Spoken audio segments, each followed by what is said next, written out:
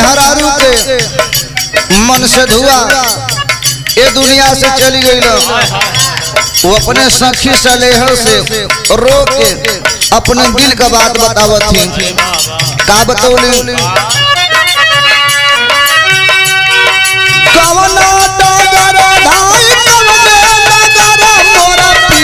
चली गई सखी कवने सहारा मोर।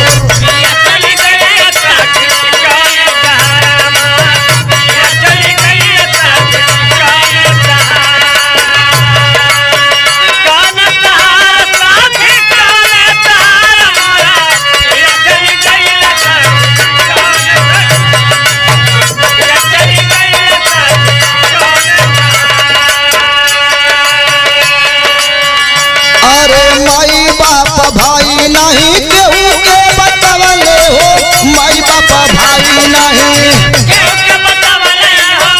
माई बापा भाई नहीं केहू के बतावले हो माई बापा भाई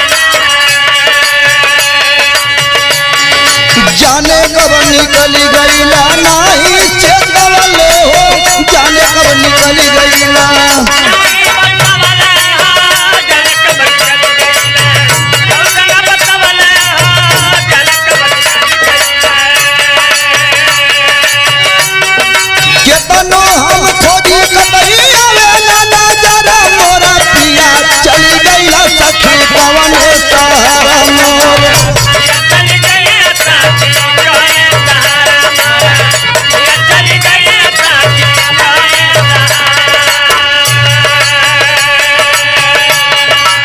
जब से हमार पति देव चली गल हमारे आगे पीछे केहू ना हो बतावत ही का बतौली निका नहीं लागेला महलाया दरिया हो निका नहीं लागेला महलाया दरिया हो निका नहीं लागेला महलाया दरिया हो निका नहीं लागेला पिया बिना उदास भइल सगरे उमरिया हो पिया बिना उदास भइल सगरे उमरिया पिया बिना उदास भइल सगरे उमरिया पिया बिना उदास भइल। अरे पता नहीं लगे नहीं मिलेला खबर मोरा पिया चली गई सखी कवने सहारा मोर